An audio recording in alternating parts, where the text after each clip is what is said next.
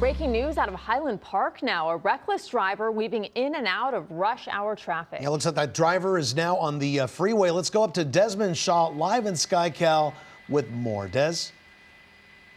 Well, Juan Rube, we've been monitoring this one for quite some time. This began quite a while ago with LAPD, and it was reports of a reckless driver. There had been two people in the vehicle. There's only one now, just the driver now at this point. But apparently things got so hectic in downtown, kind of actually in the Skid Row area, or correction, actually around the Arts District of Los Angeles, that LAPD got into a crash. They had to call an ambulance for multiple officers. One of those cruisers ran into a light pole. It didn't look to be a super serious crash. I think the officers are going to be okay, but they actually canceled the pursuit after that. And the helicopter, who's been monitoring this for a long time, has been trying to get other agencies, other divisions involved in trying to get this person to stop, get anyone to chase them. But they've just been denied by multiple watch commanders. CHP sounded kind of interested at one point, but then they backed out when they got on surface streets. So this person's been driving so recklessly that they caught the ire of a South Pasadena unit. They were the ones who were last behind them as I widen out. Let me see if they're even back there. They may have even backed out again. I'm not sure, but this person's been doing all kinds of stuff, blowing stop signs, red lights, wrong side of the road driving, all sorts of things. They dropped off a passenger in Highland Park off of Avenue 50, and they've just been kind of parading around now at this point with a helicopter overhead that's been monitoring. But it's been, you know, an on-again, off-again type of pursuit. Southbound on the 110, the Arroyo Seco Parkway, LA's first freeway, headed towards downtown at this moment. Juan, Rudabeh, and Mike. You know, Mike, you've been monitoring this for a bit. This woman is still operating as if officers are still in hot pursuit, right? She is. And listen, the LAPD watch commanders involved in this at Central, Hollenbeck, and Northeast Division are adamant that they will not chase this vehicle. They just said it again. They said officers can go into a following, they can attempt a traffic stop, but if this woman takes off, they are 1,000% to not get involved in a pursuit with this person. It's unclear why they're taking such a very strong stance on this across 3 divisions. But at one point, the airship was up in Northeast Division and was even just calling out streets for what he said was for officer safety, just so officers were aware that this person who was driving incredibly recklessly was in the area. The watch commander actually yelled at the flight officer saying, stop calling out the streets. Even if this person gets out and runs, we're not setting up a perimeter. We will not criminally pursue this person. And look how slow she's going, guys. Look how slow, so we went 22 from miles an hour on the we freeway? went from 70s on the surface streets to now 22 miles an hour on the freeway here. So I don't know what the person's deal is, this woman's deal. Should she just stop altogether, Does? She run out of gas, maybe? Oh, there she is. No, here she is. Now she's here, So we had been monitoring this. Desmond's been overhead of this for like a half an hour, but it's not been a pursuit. They very adamantly said it's not going to ever turn into one until we had that lonely South Pasadena police officer caught the attention, as Des mentioned, and they chased it, got on the freeway with it, and then it doesn't look like that South Pasadena officer stuck with it. So now we're kind of, it appears, back in a similar situation that we were in. The LAPD helicopter had been trying to get CHP to get involved. I don't know if they will now. I mean, we're on the 110 freeway here, southbound on the 110. And now the person is at least impeding traffic, but it looks like we're exiting now again, huh, Des? Yeah, I think we're getting off the freeway here, stand by. But yeah, so kind of ironic there is on surface streets earlier doing all kinds of crazy stuff, now driving really slowly on LA's narrow 3-lane Arroyo Seco freeway here. So maybe just not sure what they want to do. I mean, well, we're kind of behind some trees right now. See if we can move around. I wonder if they stop right here. Yeah, stopped under the bridge, and I wonder if they ditched the vehicle right here. Yep, there they are. See if we can get eyes. They had a description here of a heavy-set blonde woman that was in this. Okay, so she run out of gas? We believe that may have been a wig. This would be the second person I've ever covered where the suspect was wearing a wig, because they might have had dark hair underneath that.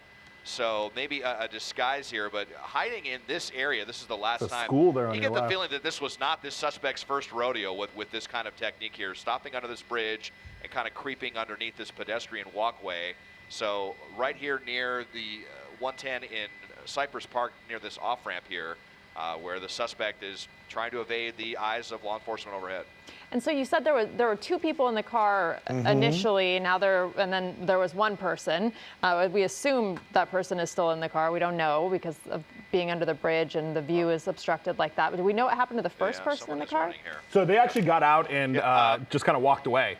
They got out very quickly with a bag. It was another woman. Is that your suspect, Des, or? Well, I think not so. a woman. And remember, they thought that it was a female with that blonde wig, but yeah, this person I just noticed kind of running haphazardly. We had a very, very brief glimpse. I'm not sure if you guys are able to go back and look at that video. That very, very brief glimpse that we had of the suspect getting back, but I think this is what I saw, and yeah, the PD ship now believes that this is the person. So let's double in and see here. I think we got tattoos on their scalp. It looks like bald. And the other suspect was dropped off in Highland Park. That was a woman that got dropped off earlier, Rudy, to answer your question there. So now this person's out, at least the danger of the public on the roads is done. We'll see if the watch commanders are going to change their tune now that they have the advantage with the suspect out on foot if they want to try to get this person in handcuffs. So most likely causing that crash with their officers earlier. Yeah, and look, we're showing this video here on the right side of your screen. This is when that passenger gets out of the car, stops right before the railroad crossing here. And look at that, Mike. It looks like it's, a woman with a gray sweatshirt of some kind. She walks away from the car. Yeah, and you know what? I am playing back Dez's video here. It is the same person. He had a black coat on, but he ditched the black coat. But you can see the shirt underneath. You see the blue jeans, the white tennis shoes. Did you see a wig? So, no, when he gets out of the car, he looks like this. He doesn't have a wig on. I'm trying to go back, though, because Des got a good shot of him in the driver's side. And I think, Des, he had a wig on at one point, right? He did. I mean, it kind of like almost some Mission Impossible spy movie there. Like he was wearing a disguise with a wig, a blonde wig. And I saw that, and there was something when we had views of the inside. We'll see if we can get behind this this building right here on Avenue 33. But it did look kind of off to me. Like it didn't look completely natural. When I saw that. So that does make perfect sense that it was a wig. Kind of interesting, but as we're really doubling in now on this suspect, it looks like we've got face tattoos, we've got tattoos on the scalp, he's got a bunch of keys there around his neck, and still not seeing any law enforcement presence here. But now he's kind of just trying to do that casual thing, like I'm not the person you're looking for, just trying to kind of blend in now at this point. But they have eyes on him from overhead, and I have to imagine that they're trying to guide some units in here. It's got to be more than just reckless driving. If you're abandoning your car, is it your car? Is it not? It never came back stolen. The car never came back stolen. Right. But yeah, I mean, you don't drive around town wearing wigs and here's the thing, actually. We don't know if the car's stolen. Why? Because there's no plates on it. That was part of the issue. It's a dealer plate on it. So they won't know if it's stolen or not until they run the VIN number, or the VIN rather, after all of this. There was interesting, Des, and I'm going to go back and look too, when the first passenger got out, there was a disagreement between officers at whether that was a man or a woman. Do you recall if that looked like a wig to you? That's interesting too, because I heard them say man, but it clearly looked like a woman to me. I thought they were wearing like a blouse, and they had dark hair. That happened so fast, and we wanted to continue watching the car that we didn't get the best look. We can maybe, I think we may have video of that to what's going on check here? back out as well. But yeah, I don't know. He's catching his breath. Yeah, I hear the helicopter trying to guide units in right now. He's got his hands on his head, almost like he's getting ready for the inevitable. Maybe he knows what's going to happen, because that's going to be the position that his hands will be assuming. Hands up. Oh, there it is. He continues to walk. He's got his hands up now. Yeah, maybe the writing is on the wall, but and we certainly have a good look at him. So and so we should be seeing officers coming in here any moment here. He must be hearing commands, right, Mike? Okay, there we go. Yep, right there. You run right into them? Yeah. Yeah, there we go. Wow. Yeah. So They they were must have ready asked for him him. to turn around, yeah. It's interesting. I'm going back and looking at Desmond's video from earlier, and yes, he does have a very clearly blonde wig on, blonde-haired wig in the car as he's doing it. So they'll sort this out. It's interesting because they were so very clear on not wanting to arrest these people and not wanting to chase this car. That'll be interesting because I'm very curious to see what they end up being involved in, right? Yeah. This is more than just obviously reckless driving when you're driving around town with a wig and running as hard as they have. And, got to give it to that airship. That airship, even after his kind of little scolding by the Northeast Watch Commander, really stuck with this and was not willing to kind of let these people go. And, at least they're getting one of them. I don't know if they ever got that first person that bailed, but at least they're going to get this person. So if he would have just gone home, Mike, if he would have known that we're not chasing you, we're letting this go, he might be home right now. Yeah. The police helicopter was overhead, but I think him getting out on the 110 and leaving his car there and causing a traffic issue, that allowed them to kind of amp this up a little bit. But here he is being taken into custody now. Well, I'm dying to know what happened before this and why this person was wearing a wig.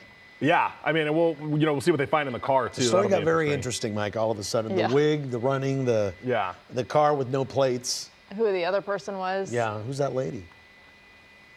Right? Exactly. Well, it looks like, Mike, they're putting him in cuffs now, so hopefully the desk will be able to find out some more information for us later, right? Yeah, I'm going to have Des go back to the car and see if they pull anything good out of the car, and then we'll follow up with the watch commanders. Okay. Okay.